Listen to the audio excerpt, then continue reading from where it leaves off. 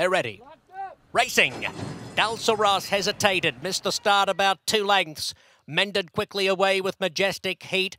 And Bishop's Pond is surging towards the lead. Turkish Tabby close handy along the fence. Mistress of the Night between horses, just a length out of it. From Mopatism and Fault is out very wide. 3 lengths off the lead, but looks as though she'll be fanned deep on the swing out of the stretch. Mopatism and Fault, in fact, both out wide. Now Gutierrez guiding Mopatism over closer to the rail in the white and purple.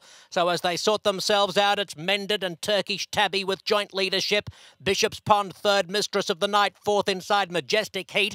And now Gutierrez finds the fence on Mopatism, midfield, 5 off the lead, and Fault right there on his outside. They're followed onto the back stretch by Eccentric Spinster, Dalsaros next to last, and La Force trails. They're covered by a dozen lengths, Mended by a head Turkish Tabby, 2 lengths Bishop's Pond. A length Mistress of the Night on the inside, Majestic Heat running 5th at the half mile. From Mopatism and Fault, 2.5 lengths Eccentric Spinster, 3 more to La Force, and Dalsaros on the outside. It's Mended and Turkish Tabby dueling into the far turn by 3 lengths. Bishop's Pond being shaken up third, is struggling at this point. Mopatism's coming through along the rail, and out wide a Majestic Heat in the red cap, and out very wide Fault is circling into contention. Mistress of the Night's just in behind horses now at the quarter pole, and Mended finally shakes clear of Turkish Tabby. Now has to deal with the looming presence of Fault. Fault moving up powerfully on the outside, hits the lead at the top of the stretch in the Santa Margarita from Mended, and then Mopatism coming to third from Majestic Heat, Turkish Tabby and La Force.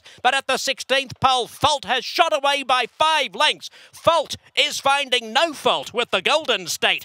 2 for 2 in California. 1 stakes win on turf, the other on dirt. Wins by 6. From Mended, third's either Mopatism or La Force, and they were clear of Majestic Heat.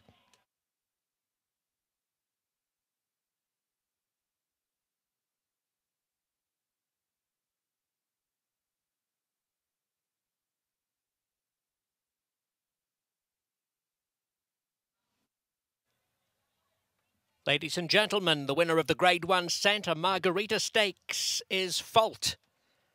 Her 4-year-old bay daughter of Blame, and the horse Chestnut mare Charming and Lovable. Fault made her California debut, winning the Buena Vista on turf here last month. A Grade 2, and she has Grade 1 glory this afternoon on the main track in the Santa Margarita. Fault owned by Agave Racing Stable and Little Red Feather Racing. Phil D'Amato is the winning trainer. Giovanni Franco has been the winning rider for each of these triumphs by Fault at the Great Race Place. The winner was bred in Kentucky by Claiborne Farm.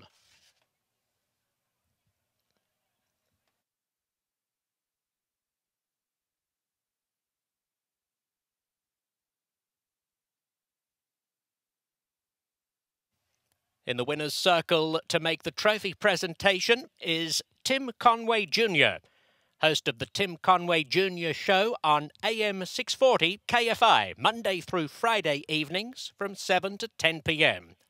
Ladies and gentlemen, please welcome a great friend of Santa Anita, the one and only Tim Conway Jr.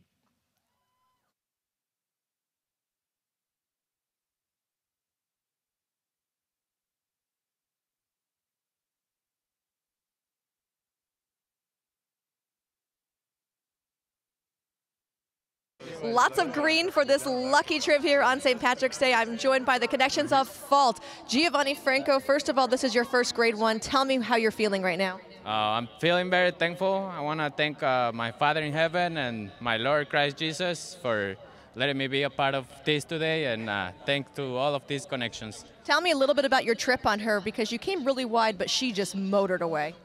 Yeah, she was very subtle in the backside, and whenever I took her out, I asked her to run, and she did it all. Congratulations. Thank you. I'm joined here by Mark Martinez, Agave Racing, and some Little Red Feather fans behind me as well. I know Billy Koch is over my shoulder. Mark, you claimed this horse for $50,000. Did you know she was going to end up being a Grade 1 winner in just a short amount of time? I didn't, but Dave Carmen, who helped me pick her out, did. No, that was one heck of a race, wasn't it? Let's talk about this filly, because you've said since she came over here, she is going to be able to run on the dirt. Just how did you know? Well, she had been working very well on the dirt at the fairgrounds, and the trainer who really took great care of her off of the claim. Well, she normally works about at 49 and 4, 50, 51, and I started seeing 47s, 48s, and I knew, okay, she's got something. So when I brought her over, I talked to Billy and Phil and said, we at least need to find out. Billy, you got brought in on this horse for Little Red Feather. How did Mark approach you about her?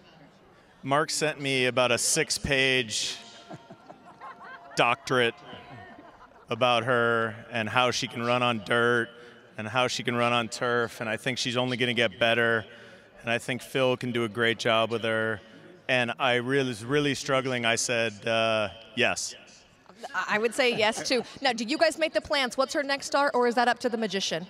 Just like last week, we'll wait for the magician to decide.